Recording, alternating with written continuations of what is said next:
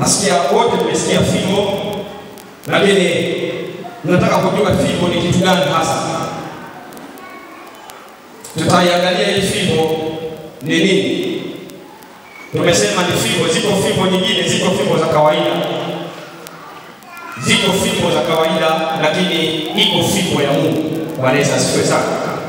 Hapa tunayoamuliwa kutembea nayo ni fimbo ya Mungu, ambayo tunakwenda kuitazama ni fimbo ya namna gani.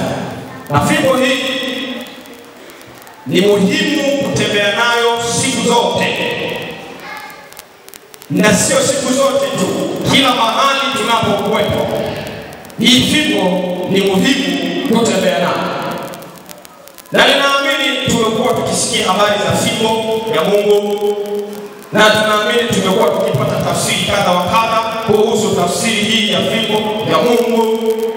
Lakini leo pia nataka tuende tukatazame tafsiri hizi za fimbo hii ya Mungu na nini faida ya kutembea na hii fimbo ya Mungu katika maisha yetu. Niazime masikio tu kwa muda mfupi.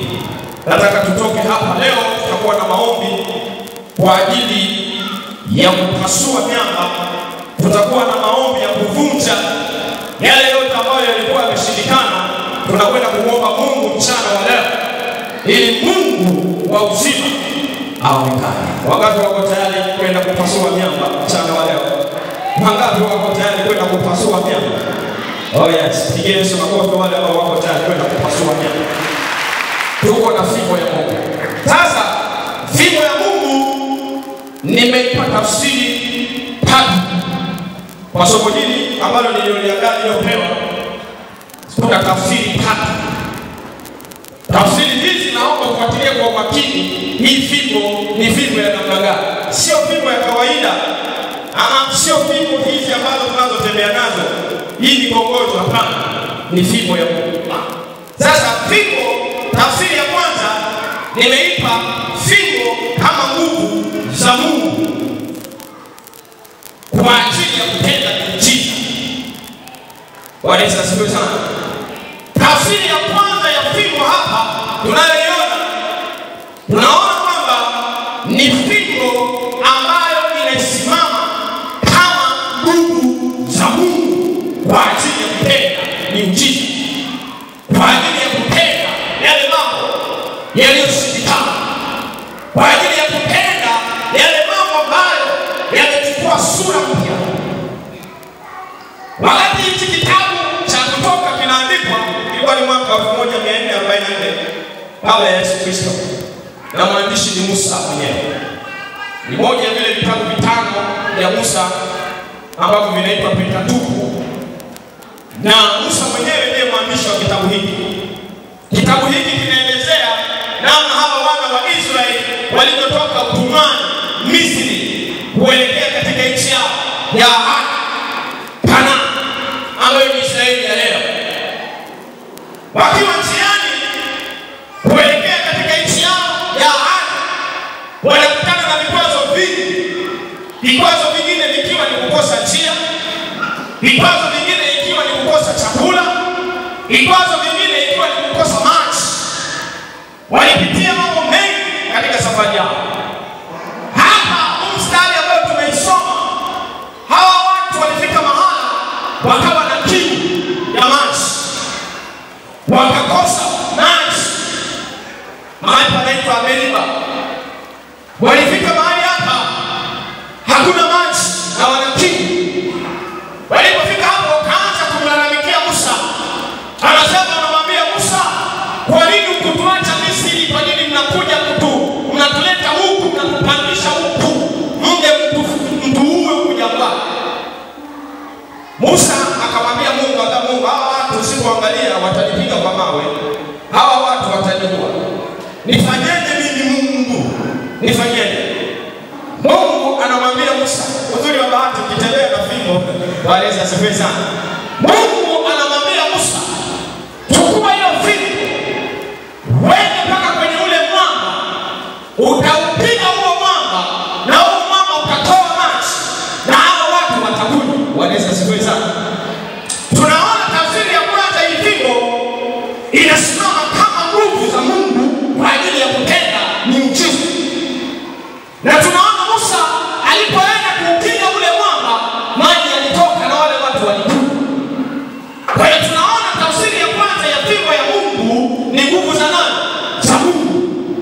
Jamani ni amina.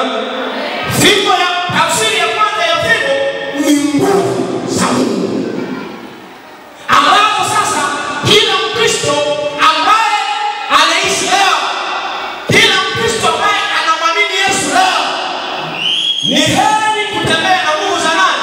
Za Mungu. Kwa sababu mbele utakutana na miamba, mbele utakutana na shida, mbele utakutana na vikwazo, mbele utakutana na changamoto. Na kama hii nguvu umeisahau, na kama hii nguvu haujakumbuka kutembea nao, utapigwa. Wanaweza siwe sana. Na leo nimekuja kukukumbusha kwamba wote kama Wakristo tuliokoka tunakwenda kutembea na nguvu za nani? Za Mungu. Yaani ndio kauli mbiu ya TAG inasema tunamtaka Bwana na nguvu zake. Piga Yesu makofi wale tunaomtaka Bwana na nguvu zake. Jamani ni amina. Kwa hiyo nguvu za Mungu zilionekana wakati ule maji yalipokuwa yamekosekana. Mungu anamwambia Musa uponye ule mwamba ukatoka maji. Na inawezekana kwako leo.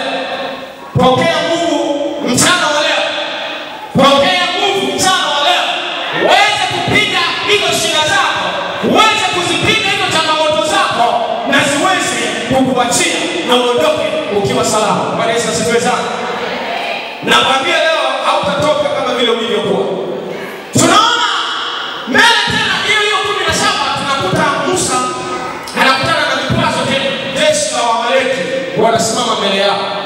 Nilikwambia nguvu ni muhimu sana kutembea nayo. Usitembee ukiwa mtupu. Hakikisha una nguvu za nani? Za Mungu. Kama una nguvu za Mungu utapigwa. Tunaona hawa Waamaleki wakagoma kuwapisha njia wapite. Musa akatuma taarifa na wale jamaa, tunapita hapo, tunaomba mtupe ruhusa tuondoke tupite. Wale Waamaleki wakakataa, wasema hakuna kupita hapa. Wakajipanga na majeshi yao kutaka kushindana na Israeli. Taifa la Mungu. Wanaweza sifiwe sana.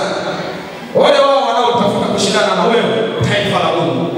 Wale wote wanaotafuta kushindana na wewe, taifa la Mungu watakiona cha mtema kuni. Pigie Yesu makofi kwa sababu watakiona cha mtema kuni.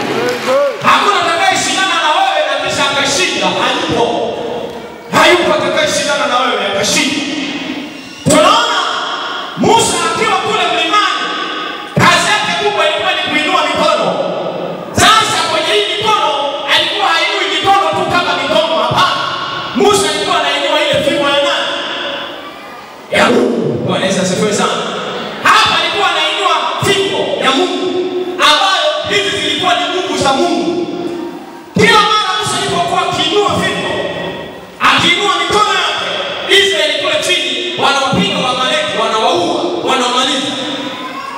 Lakini Musa akichoka, akishusha mikono, akishusha ile fimbo, Amaleki wanawazidia Waisraeli, wanawapiga. Hiyo ikaendelea muda mrefu sana. Israeli walikuwa wanapigwa. Musa akijipambanua, akipata nguvu kidogo, akiinua mikono, kule chini wanashinda. Akichoka, akishusha mikono, fimbo ikishuka, kule chini wanashinda. Sasa wakatokea Huri na Haruni wakaenda kumtegemeza. Wakamkamata mmoja mwingine huku, wakamkalisha kwenye jiwe, wakamtegemeza. Walipomtegemeza wakainua ile mikono ya Musa na ile fimbo ya Mungu juu.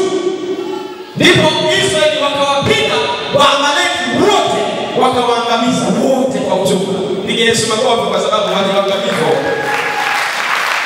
Ikiwa na maana gani? Kama Mkristo, kama nguvu zako zikipungua, uwe na uhakika utapigwa, utateteleshwa, utababaishwa, utapelekeshwa kwa namna moja ama nyingine. Lakini hivi nimesema tumaini yao Bwana, watapata nguvu mpya, watapanda juu kama taa, watakwenda kwa miguu, watachoka, watakimbia, lakini hawatazidi. Bwana Yesu asifiwe sana.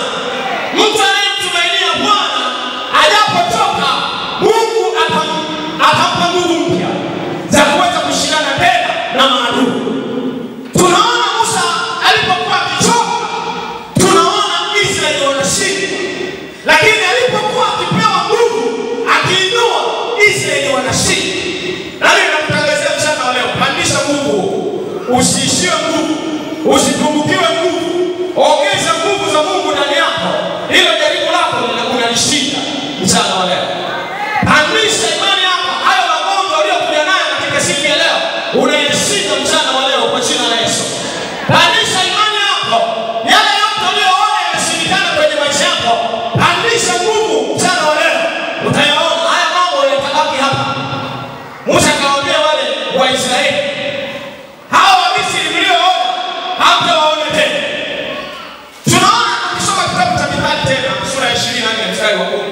Anasema ukizidiwa siku ya tatu nguvu zako ni nini? Ni chache. Bwana Yesu asifiwe sana. Ukizidiwa wakati wa tatu nguvu zako zinakuwa ni nini? Hamsemi sana wai. Bwana Yesu asifiwe. Zinakuwa nyingi. Ukizidiwa wakati wa tatu nguvu zako sikumbe ni nini? Chache. Kumbe sasa kama Kristo ni vizuri hii fimbo ya Mungu ambayo ni nguvu za Mungu siku zote iwe safi, iwe imara, iwe strong, ili kuhakikisha kwamba vita inapotokea muda wowote tuwe tayari kushinda. Bwana Yesu asifiwe sana. Fimbo inasimama kama nguvu za Mungu kwa tafsiri moja ama nyingine. Tunaona hii fimbo ya Mungu ina nguvu kuliko fimbo nyingine. Fimbo hii ya Mungu tunaona wakati Musa yuko mbele ya Farao, kati ya ishara ambazo Mungu alimwambia Musa atazionyesha mbele ya Farao na Farao ataweza kumshika kwa ruhusu watu waondoke, ni ile fimbo. Alimwambia hii fimbo utakapoitupa mbele ya Farao itageuka na kuwa nyoka, na itakapogeuka kuwa nyoka Farao ataogopa, Farao atahofu na atawaruhusu uweze kuondoka. Na ni kweli Musa alipofika mbele ya Farao akachukua ile fimbo ya Haruni akaitupa ile fimbo ikawa imegeuka kuwa nyoka. Ile fimbo ilipogeuka kuwa nyoka, tazama wale wenye hekima wa Farao nao wana ujuzi wao, nao pia hizo janja wanazijua. Na ndio maana ni vizuri kutembea na fimbo ya Mungu. Bwana Yesu asifiwe sana. Ziko fimbo nyingine, si nilikwambia? Ziko fimbo nyingine ambazo ni tofauti na fimbo za nani? Za Mungu. Na ndio maana wewe ni vizuri kama Kristo tembea na fimbo ya nani? Ya Mungu. Amina. Ndipo utakapokuwa na uhakika wa kushinda. Lakini ukitembea na fimbo nyingine hautakuwa na tofauti na watu wengine. Utapigwa sawa sawa na watu wengine. Tunaona hii fimbo ilipodondoshwa pale ikageuka nyoka.